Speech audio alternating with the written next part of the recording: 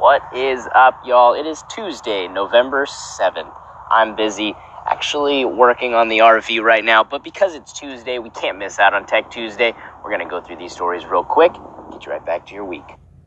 First up today, we got the United States and the National Institute of Health has recently purchased 10,000 Fitbits in order to make Americans healthier or more aware of being healthy.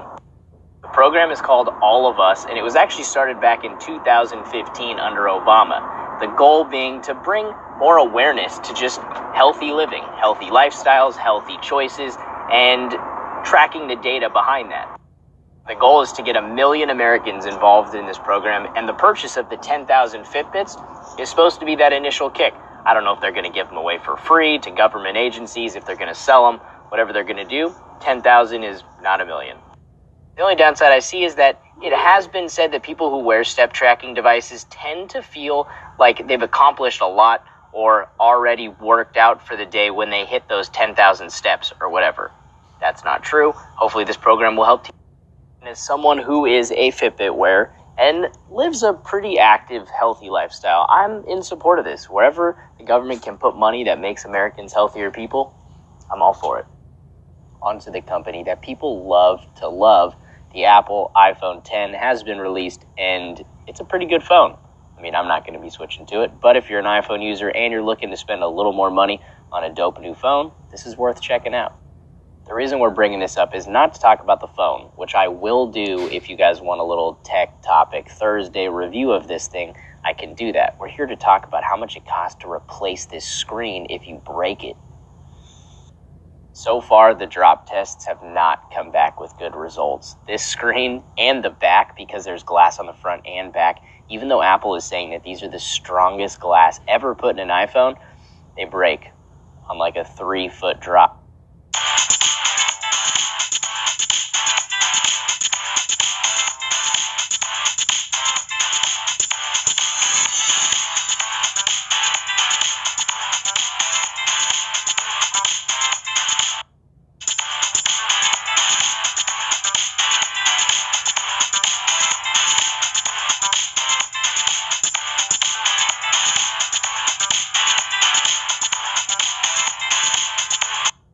Now, what's making this issue even worse is that because Apple doesn't make these screens themselves, they're buying the new AMOLED screens from Samsung. A repair cost for a broken screen is going to set you back $280, and that's before any other damage is assessed. Apple has come out and said that the repair cost could be as high as $550 because when you drop your phone, it could break like the facial recognition, which is how you get into the phone in the first place.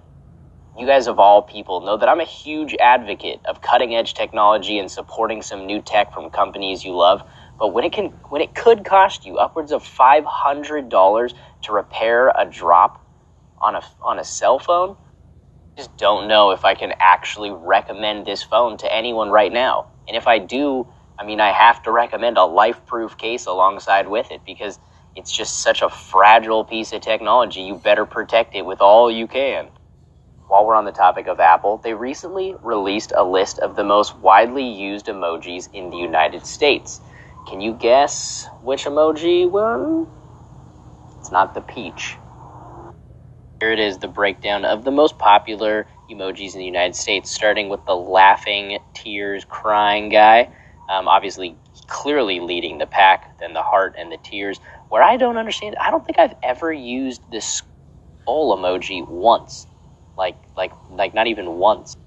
If you are a Twitter user, a service that has always been known for having a 140 character limit, they have been doing some testing and they're releasing worldwide. They're up in that to 240 characters. It could be a pretty big change to a service that a lot of people love. So if you're a little worried, Twitter has done a lot of testing and they say that only about 9% of their users currently reach the 140 character limit. After their testing, only about 5% of users were going over 140 characters, with just 2% passing 180 characters. So it looks like we don't really need 280, but if you're feeling like writing a big paragraph to the world, now you. Last on the list today is Verizon, the company that I just can't help but talk shit about, because they are as bad as Comcast. I mean, they have good service sometimes, but beyond that, I don't like these guys. As many of you might know, a couple months ago they released an unlimited one package, free unlimited streaming for all phones. And it was one price. And it seemed so good. It was like, holy crap, Verizon's actually doing. Then after a little while, people settled in and Verizon said, whoops, now we're splitting that unlimited plan into two plans. And the basic plan, the one you're paying for, only gets standard definition streaming. You gotta pay $10 more if you want 720p or higher. Whoop, they did it again. Now you gotta pay another $10 in their premium video package to get 1080p or above streaming. What the? I can't.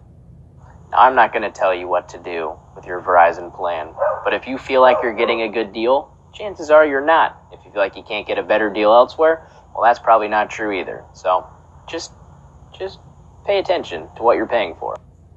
I don't want to add any more to this burning fire of my hate for Comcast and Verizon, but if you want to look up, Google net neutrality, Verizon, and the FCC, and see what Verizon is trying to take away from all of us. And on that sad but true note, that is the end of Tech Tuesday. As always, I hope you guys learned something new. I hope you have a great week, and we will talk again on Tuesday.